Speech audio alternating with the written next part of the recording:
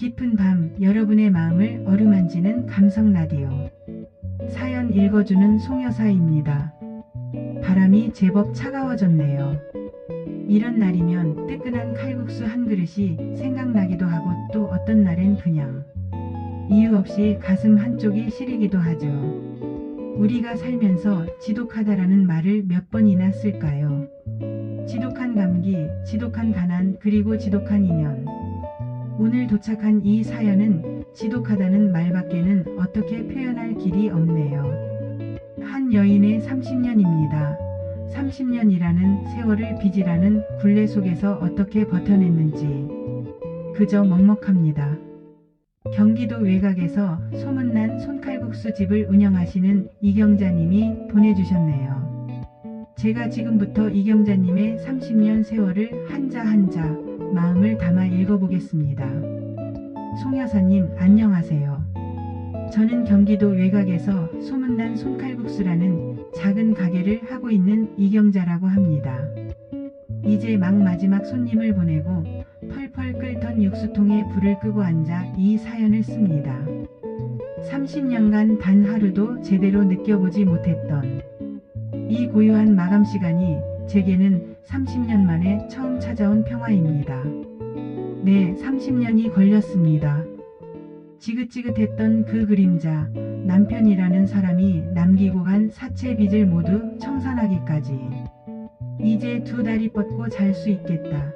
그렇게 안도의 한숨을 내쉰 게 불과 열흘이나 되었을까요? 그런데 송여사님, 왜 하필 지금이었을까요?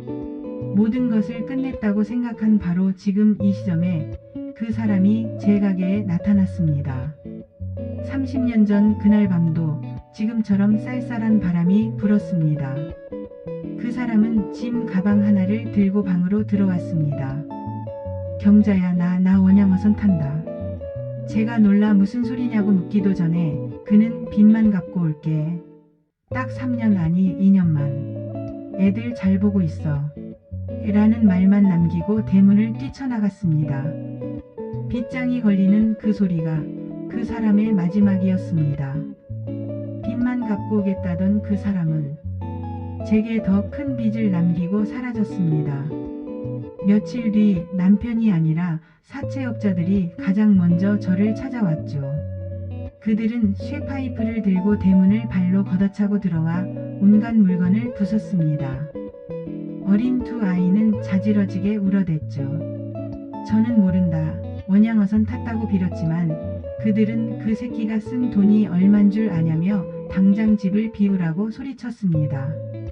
TV가 넘어지고 장롱이 부서지고 심지어 벽에 걸린 저희 부부의 결혼사진 액자를 떼어내더니 그 쇠파이프로 제 눈앞에서 박살을 냈습니다.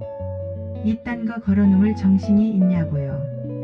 아이들 저금통까지 깨서 동전 한 푼까지 싹싹 긁어가는 그들을 보며 저는 그저 안 돼요. 제발 제발 아이들만. 그 말만 되풀이하며 악을 쓸 뿐이었습니다. 그날부터 제 이름은 이경자가 아니었습니다. 그저 최영철 마누라 빚쟁이였죠. 단칸방에서 쫓겨나 어린 것들 손을 잡고 길거리에 나앉아 정말 죽고 싶다는 생각뿐이었습니다. 친척들조차 저희를 외면했습니다. 겨우 얻은 곳이 공동묘지 근처 산비탈에 있는 남이 쓰다 버린 창고 같은 작은 방이었습니다. 첫 겨울은 어찌나 춥던지 어린 두 아이를 제 품에 꼭 껴안고 덮을 이불이 모자라 장롱에서 꺼낸 헌옷가지들을 모조리 꺼내 덮고 밤을 새웠습니다. 아이들이 엄마 추워 라고 잠고대를 할 때마다 저는 제 가슴을 쥐어뜯으며 최영철 그 이름을 저주했습니다. 살기 위해 시장에서 남들이 버린 배춧잎을 주워다 죽을 끓여 먹었습니다. 하루는 7살배기 아들 녀석이 제 옷자락을 잡아당기더군요. 그리고는 기어들어가는 목소리로 엄마 나 계란 딱 한 개만 먹고 싶어 라고 말했습니다. 송여사님, 그 흔한 계란 한 알, 그걸 못 사주는 어미의 가슴은 천 갈래 만 갈래 찢어졌습니다. 아이를 방에 밀어넣고 오늘은 안 돼. 소리를 지르고 밖으로 뛰쳐나왔습니다. 구멍가게 앞에 서서 호주머니 속 꾸깃꾸깃한 1,000원짜리 몇 장을 만지작거렸습니다. 이걸로 계란을 사면 내일 아이들 밥에 넣어줄 간장을 살 돈이 없었습니다. 그날 밤 아이들 몰래 밖으로 나와 가슴을 치며 울었습니다. 죽을 힘이 있다면 살아야겠다고요. 이 빚을 다 갚고 내 새끼들 배불리 먹여야겠다고요. 그때부터 안 해본 일이 없습니다. 새벽 4시에 일어나 공사장 막노동을 나갔습니다. 안전모는커녕 제 머리보다 큰 남자들 헬멧을 눌러쓰고 시멘트 포대를 날랐습니다. 점심시간 남자 인부들 틈에 끼어 흙바닥에 주저앉아 시커먼 밥을 우겨 넣을 때 그 비참함은 말로 다 못합니다. 밤에는 식당 설거지를 했습니다. 뜨거운 물에 손을 담그고 손님들이 남긴 음식 찌꺼기를 치우다 보면 제 손은 늘 퉁퉁 붓고 갈라져 피가 났습니다.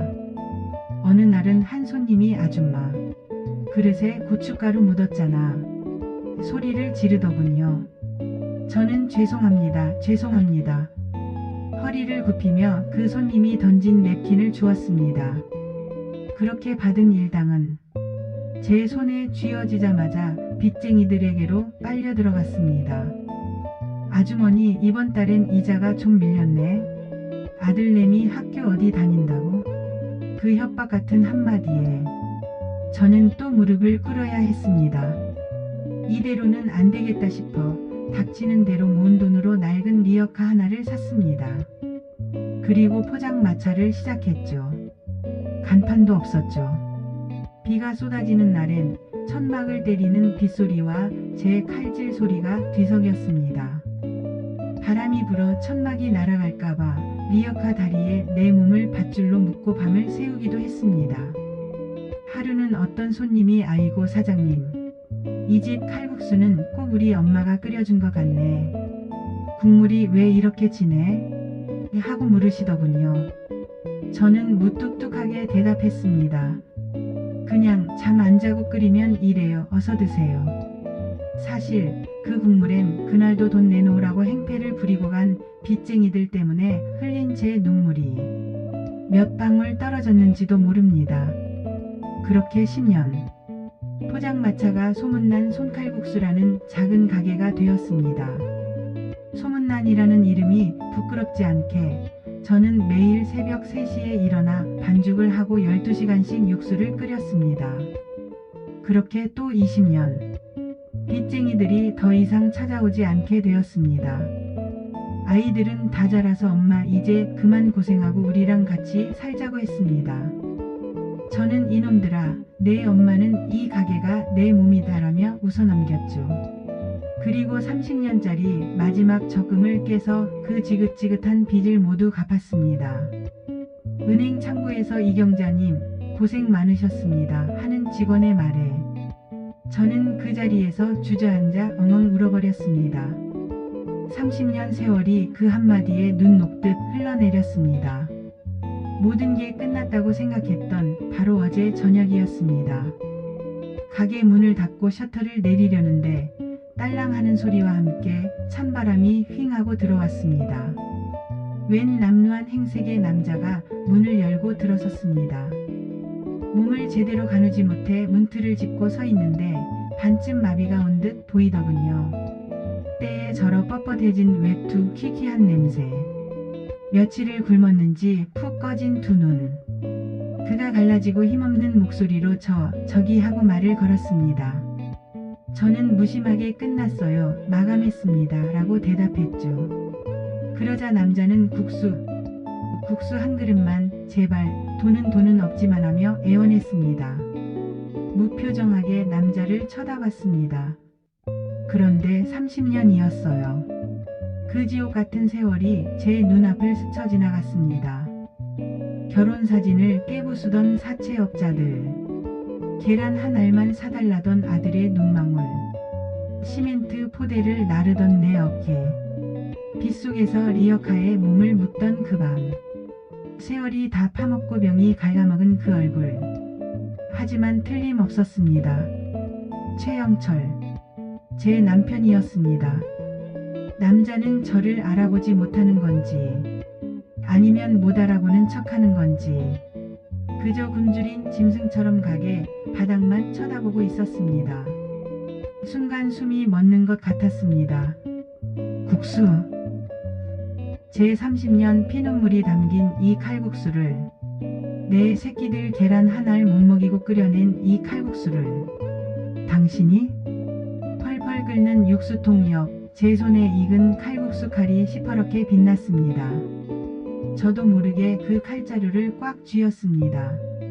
그 칼을 보는 순간 30년 세월의 한이 목구멍까지 차오르는 것 같아 손이 부들부들 떨려왔습니다. 하지만 제 앞에 있는 건 한때 제 남편이었던 남자가 아니라 그저 굶주림에 떠는 늙고 병든 남루한 거지 한 명이었습니다. 저는 소문난 손칼국수집 사장 이경자입니다. 인심 좋다는 말. 그게 제가 30년간 피눈물로 지켜온 또 다른 제 이름이었습니다. 저는 그 떨리는 손으로 칼 대신 국자를 잡았습니다. 말없이 뜨거운 칼국수 한 그릇을 말아 그 남자 앞에 툭 내려놓았습니다. 먹고 가세요. 남자는 고개도 들지 못하고 그릇에 얼굴을 받고 허겁지겁 면을 삼켰습니다. 그 쩝쩝거리는 소리가 30년 전 제 아이들 배에서 나던 꼬르륵 소리처럼 들렸습니다. 저는 그 모습을 그저 지켜봤습니다. 다 먹고 절뚝거리며 나가는 그 뒷모습을 저는 저도 모르게 홀린 듯이 뒤따라 나갔습니다. 셔터도 내리지 못한 채로요. 남편이라서가 아니었습니다. 30년간 저를 괴롭힌 그 빚의 실체가, 그 허망한 세월의 끝이 저렇게 늙고 병든 모습이라는 게 믿기지 않아서 그냥 확인하고 싶었습니다. 남자는 비틀거리며 가게에서 멀지 않은 산동네 가파르고 어두운 골목을 한참이나 올라 금방이라도 쓰러질 것 같은 판잣집으로 스며들듯 사라졌습니다. 저는 그 어두컴컴한 골목 입구에 서서 한참을 움직일 수가 없었습니다. 빚은 다 갚았는데 저 남루한 최영철은 제 가게 근처에 살고 있었습니다. 송 여사님, 모든 게 끝났다고 생각했는데 이제 저는 저 사람을, 이 지독한 인연을 이를 어째야 할까요? 아, 경자씨. 제가 뭐라고 답을 드려야 할까요? 서류상의 빚은 다 갚았는데 경자씨의 30년 세월을 갉아먹은 그 진짜 빚은 저렇게 늙고 병든 모습으로 다시 경자씨 앞에 나타났네요. 그것도 모든 게 끝났다고 생각한 지금. 그래도 참 우리 경자씨는 그 30년의 한이 끓어오르는 순간에도 칼 대신 국자를 잡으셨네요. 그게 경자씨가 피눈물로 지켜온 삶 그 자체였겠죠. 그 원망스러운 사람 입에 30년 땀이 담긴 칼국수를 넣어주다니. 하필이면 가게 근처 그 산동네에 그 사람이 있어요. 외면할 수도 그렇다고. 그 30년의 세월을 하루아침에 잊고 끌어안을 수도 없는 이 지독한 인연을 여러분은 어떻게 생각하세요? 만약 여러분이 경자씨라면 그 판잣집 문을 열어보시겠습니까? 아니면 그냥 모른 척 평생을 사시겠습니까? 지금까지 사연 읽어주는 송여사였습니다. 구독, 좋아요, 알림 설정은 사랑입니다.